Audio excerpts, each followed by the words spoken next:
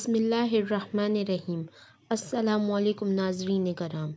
وہ دونوں لڑکے اسٹیج پر ایک دوسرے کے بالمقابل روسٹرم کے پیچھے کھڑے تھے، مگر ہال میں موجود اسٹوڈنٹس کی نظریں ہمیشہ کی طرح ان میں سے ایک پر مرکوز تھیں۔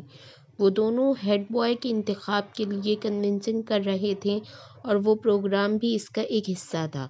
دونوں کے روسٹرم پر ایک پوسٹر لگا تھا، جن میں سے ایک پر ووٹ فار سالار اور دوسرے پر ووٹ فار فیضان لکھا تھا۔ اس وقت فیضان ہیڈ بوائے بن جانے کے بعد اپنے ممکنہ اقدامات کا اعلان کر رہا تھا، جبکہ سالار پوری سنجیدگی کے ساتھ اسے دیکھنے میں مصروف تھا۔ فیضان اسکول کا سب سے اچھا مقرر تھا اور اس وقت بھی وہ اپنے جوش خطابت کے کمال دکھانے میں مصروف تھا اور اسی برٹش لہجے میں بات کر رہا تھا جس کے لیے وہ مشہور تھا۔ بہترین ساؤنڈ سسٹم کی وجہ سے اس کی آواز اور انداز دونوں خاصے متاثر کن تھے۔ ہال میں بلا شبہ سکوت طاری تھا اور یہ خاموشی صرف اسی وقت ٹوٹتی جب فیضان کے سپورٹرز اس کے کسی اچھے جملے پر داد دینا شروع ہوتے۔ ہال یکدم تالیوں سے گونج اٹھتا۔ آدھا گھنٹے کے بعد وہ جب اپنے لیے ووٹ کی اپیل کرنے کے بعد خاموش ہوا تو ہال میں اگلے کئی منٹ تالیاں اور سیٹیاں بجتی رہیں۔ ان تالیوں میں خود سالار سکندر بھی شامل تھا۔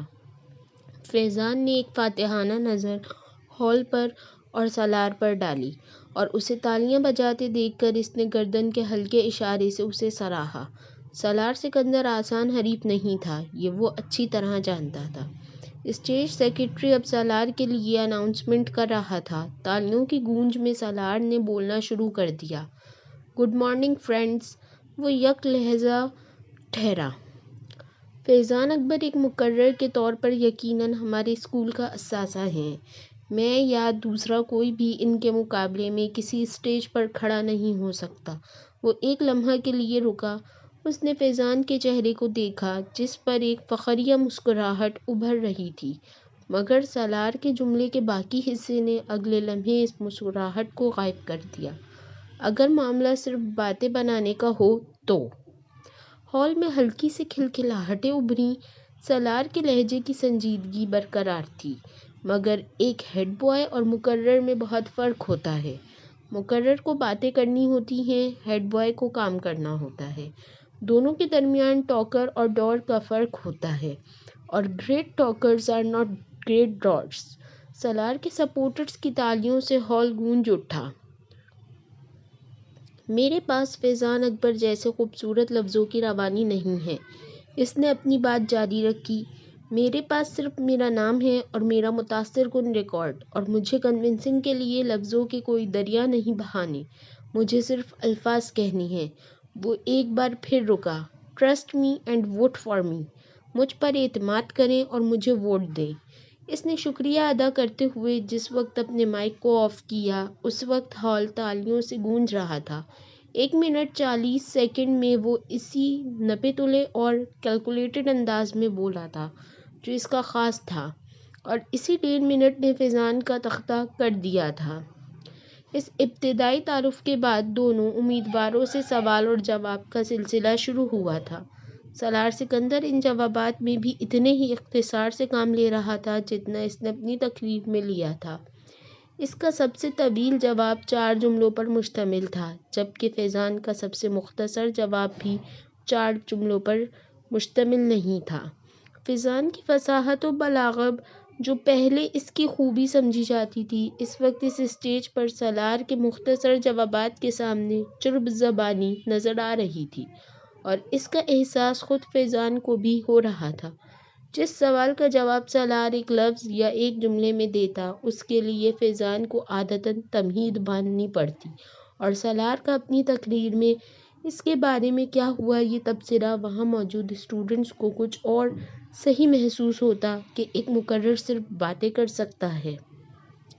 سالار سکندر کو ہیڈ بوائے کیوں ہونا چاہیے؟ سوال کیا گیا۔ کیونکہ آپ بہترین شخص کا انتخاب چاہتے ہیں، جواب آیا۔ کیا یہ جملہ خود ستائشی نہیں ہے؟ اعتراض کیا گیا۔ نہیں، یہ جملہ خود شناسی ہے۔ اعتراض کو رد کر دیا گیا۔ خود ستائشی اور خود شناسی میں کیا فرق ہے؟ ایک بار پھر چبھتے ہوئے لہجے میں پوچھا گیا۔ وہی جو فیضان اکبر اور سالار سکندر میں ہے۔ سنجیدگی سے کہا گیا۔ اگر آپ کو ہیڈ بوائے نہ بنایا تو آپ کو کیا فرق پڑے گا؟ فرق مجھے نہیں، آپ کو پڑے گا۔ کیسے؟ اگر بہترین آدمی کو ملک کا لیڈر نہ بنایا جائے تو فرق قوم کو پڑتا ہے، اس بہترین آدمی کو نہیں۔ آپ اپنے آپ کو پھر بہترین آدمی کہہ رہے ہیں؟ ایک بار پھر اعتراض کیا گیا۔ کیا اس ہال میں کوئی ایسا ہے جو خود کو برے آدمی کے ساتھ اکویٹ کرے؟ ہو سکتا ہے ہو، پھر میں اس سے ملنا چاہوں گا۔ ہال میں ہنسی کی آوازیں ابھریں۔ ہیڈ بوائے بننے کے بعد سالار سکندر جو تبدیلیاں لائے گا اس کے بارے میں بتائیں۔ تبدیلی بتائی نہیں جاتی، دکھائی جاتی ہے، اور یہ کام میں ہیڈ بوائے بننے سے پہلے نہیں کر سکتا۔ چند اور سوال کیے گئے، پھر اسٹیج سیکرٹری نے حاضرین میں سے ایک آخری سوال لیا۔ وہ ایک سری لنکن لڑکا تھا جو کچھ شرارتی انداز میں مسکراتے ہوئے کھڑا ہوا۔ اگر آپ میرے ایک سوال کا جواب دے دیں تو میں اور میرا پورا گروپ آپ کو ووٹ دے گا۔ سالار اس کی بات پر مسکرایا۔ جواب دینے سے پہلے میں جاننا چاہوں گا کہ آپ کے گروپ کے لوگ کتنے ہیں؟ اس نے پوچھا۔ 6، اس لڑکے نے کہا۔ سالار نے سر ہلایا۔ اوکے، سوال کریں۔ آپ کو کچھ حساب کتاب کرتے ہوئے مجھے بتانا ہے کہ اگر ہم 2,67,895 میں 9,52,852 کو جمع کر دیں، پھر اس میں سے 3,99,999 کو تفریق کریں، پھر اس میں 9,29,292 کو جمع کریں اور اسے وہ سری لنکن لڑکا ٹھہر ٹھہر کر ایک کاغذ پر لکھا ہوا ایک سوال پوچھ رہا تھا 6 کے ساتھ ضرب دیں، پھر اسے 2 کے ساتھ تقسیم کر دیں اور جواب میں 4,92,359 کو جمع کر دیں تو کیا جواب آئے؟ وہ لڑکا اپنی بات مکمل نہ کر سکا۔ 81,42,473 بڑی رفتاری کے ساتھ سالار نے جواب دیا۔ اس لڑکے نے کاغذ پر ایک نظر دوڑائی اور پھر کچھ بے یقینی سے سر ہلاتے ہوئے تالیاں بجانے لگا۔ فیضان اکبر کو اس وقت اپنا آپ ایک ایکٹر سے زیادہ نہیں لگا۔ پورا ہال اس لڑکے کے ساتھ تالیاں بجانے میں مصروف تھا۔ فیضان اکبر کو وہ پورا پروگرام ایک مذاق محسوس ہونے لگا۔ 1 گھنٹے کے بعد جب وہ سالار سکندر سے پہلے اس اسٹیج سے اتر رہا تھا تو وہ جاننا چاہتا تھا کہ وہ مقابلے سے پہلے ہی مقابلہ ہار چکا ہے۔ 150 کے آئی کیو لیول والے اس لڑکے سے اسے زندگی میں اس سے پہلے کبھی اتنا حسد محسوس نہیں ہوا۔ امامہ آپا، آپ لاہور کب جائیں گی؟ وہ اپنے نوٹس کو دیکھتے ہوئے چونکی۔ سر اٹھا کر اس نے ساتھ کو دیکھا۔ وہ سائیکل کی رفتار کو اب بالکل آہستہ کیے اس کے گرد چکر لگا رہا تھا۔ کل؟ کیوں؟ تم کیوں پوچھ رہے ہو؟ امامہ نے اپنی فائل بند کرتے ہوئے کہا۔ جب آپ چلی جاتی ہیں تو میں آپ کو بہت مس کرتا ہوں، وہ بولا۔ کیوں؟ امامہ نے مسکراتے ہوئے پوچھا۔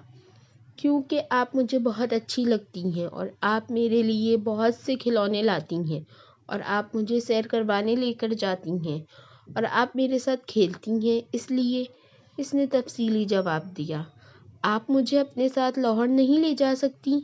امامہ اندازہ نہیں کر سکی یہ تجویز تھی یا سوال۔ میں کیسے لے جا سکتی ہوں؟ میں تو خود ہاسٹل میں رہتی ہوں، تم کیسے رہو گے وہاں؟ امامہ نے کہا۔ ساتھ سائیکل چلاتے ہوئے کچھ سوچنے لگا، پھر اس نے کہا، تو پھر آپ جلدی یہاں آیا کریں۔ اچھا، جلدی آیا کروں گی، امامہ نے مسکراتے ہوئے کہا۔ تم ایسا کیا کرو کہ میں فون پر بات کر لیا کرو مجھ سے، میں فون کیا کروں گی تمہیں۔ ہاں، یہ ٹھیک ہے۔ ساتھ کو اس کی تجویز پسند آئی۔ سائیکل کی رفتار میں اضافہ کرتے ہوئے وہ لان کے لمبے لمبے چکر کاٹنے لگا۔ امامہ بے دہانی کے عالم میں اسے دیکھنے لگی۔ وہ اس کا بھائی نہیں تھا۔ 10 سالہ ساتھ 5 سال پہلے ان کے گھر آیا تھا۔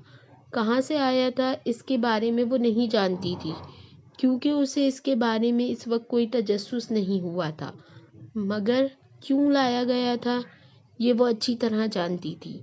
سعد اب 10 سال کا تھا اور وہ گھر میں بالکل گھل مل گیا تھا۔ امامہ سے وہ سب سے زیادہ مانوس تھا۔ امامہ کو اس پر اکثر ترس آتا۔ ترس کی وجہ اس کا لاوارث ہونا نہیں تھا، ترس کی وجہ اس کا مستقبل تھا۔ اس کے 2 چچاؤں اور ایک تایا کے گھر بھی اس وقت اسی طرح کے گود لیے ہوئے بچے پل رہے تھے۔ وہ ان کے مستقبل پر بھی ترس کھانے پر مجبور تھی۔ فائل ہاتھ میں پکڑے سائیکل پر لان میں گھومتے ساتھ پر نظریں جمائے وہ کسی گہری سوچ میں ڈوبی ہوئی تھی۔ اسے دیکھتے ہوئے وہ اسی طرح کی بہت سی سوچوں میں الجھ جاتی تھی، مگر اس کے پاس کوئی حل نہیں تھا۔ وہ اس کے لیے کچھ نہیں کر سکتی تھی۔ اگر آپ کو ہماری ویڈیوز اچھی لگیں تو ہمارے چینل کو سبسکرائب اور ہماری ویڈیوز کو لائک ضرور کیجیے گا تاکہ آپ کا اور ہمارا تعلق اسی طرح جڑا رہے۔ ڈھیر ساری دعاؤں میں یاد رکھیے گا۔ شکریہ۔